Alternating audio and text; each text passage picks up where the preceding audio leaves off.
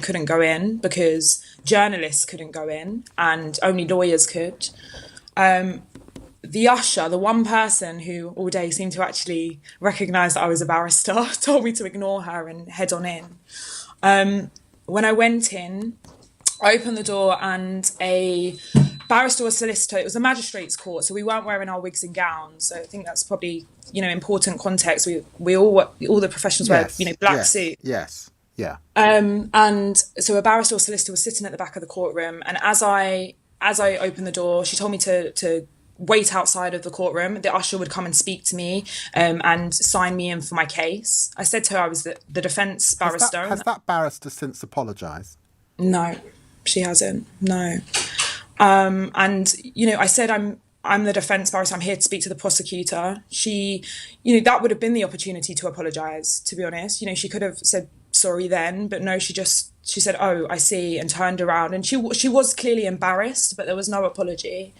And then I started to walk in the courtroom now. I started to walk to the front of the courtroom to speak to the prosecutor. The magistrates were out. So, as is normal, you go and speak to the prosecutor before the case. The clerk, the legal advisor in the case, then shouted at me to get out of the courtroom. Again, telling me to wait outside. This is actually, I would be signed in. Why are we saying 3 times? This is 4 times. You had the security guard. Then you had a member of the public that felt that they could tell you to get out. Then you had a barrister in the court make presumptions.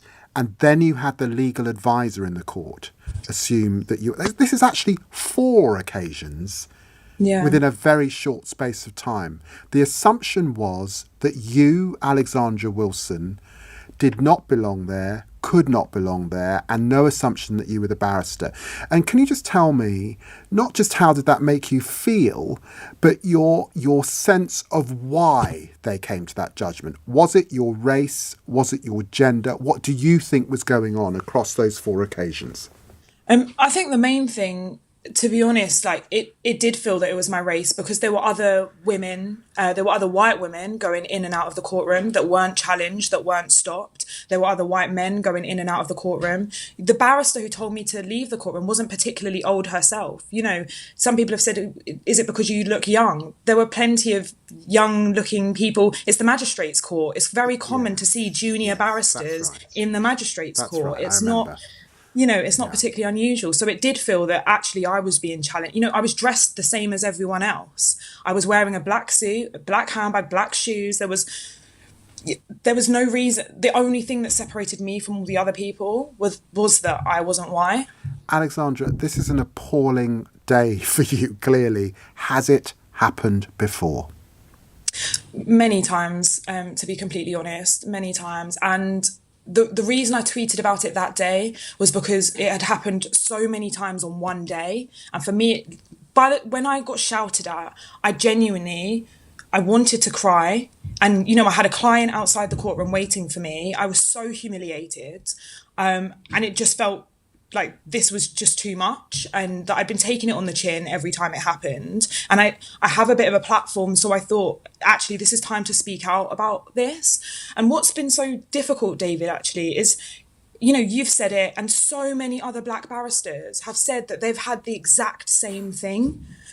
I've had, in the 24 hours following me speaking out about it, at least 3 black QCs reached out to me personally to say that even as QCs, sometimes when they're sitting as judges, they get refused entrance to go into, through the judicial entrance.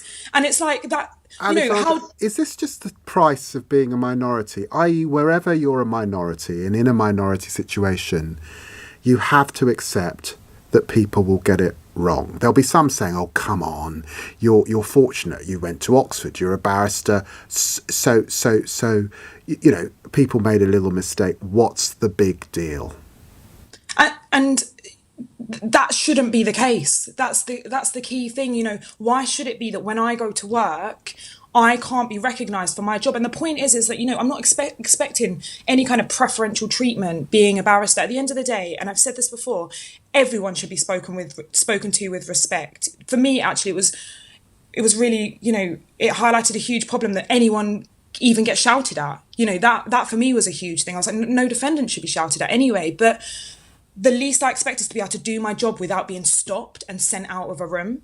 The You know, point, I the want to be able point, to the do my point. job. I suppose the point about the defendant is you've got to ask,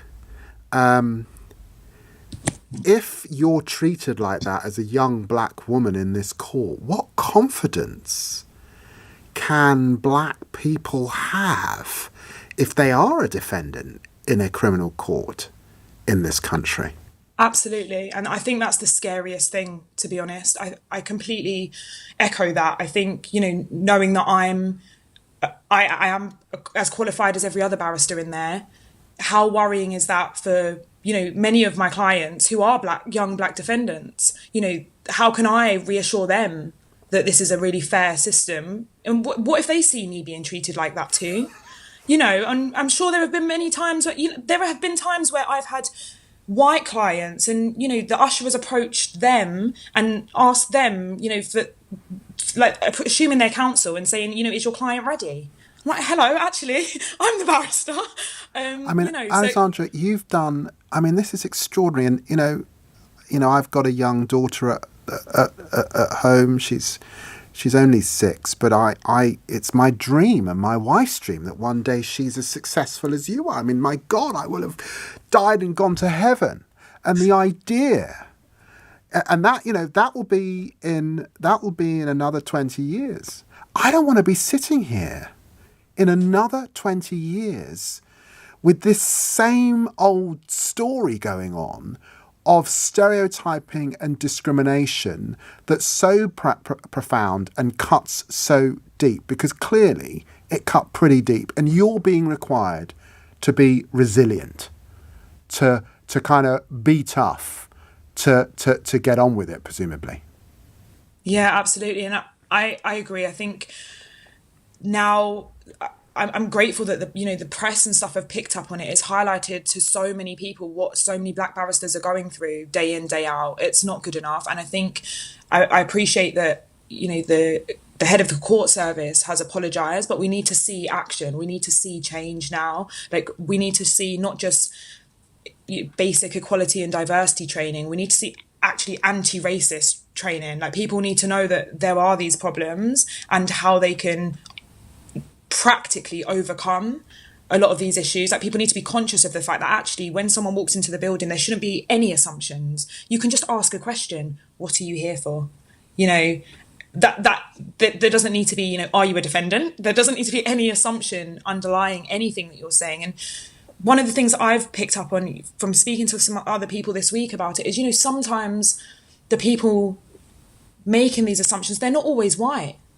I think that's one of the hardest things, is actually sometimes you'll get people who are black or not from another ethnic minority background. Thank you for saying that, Alexandra, because it's important actually that your own ethnicity and other people who are ethnic minorities can also make assumptions about who should or who merits and be discriminatory. So this is not just a conversation that's directed at those who may be white. There can also be discrimination within communities.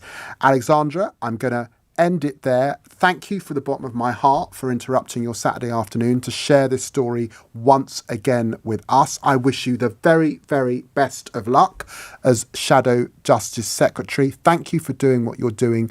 Keep on doing it. And my love to your family and to your parents.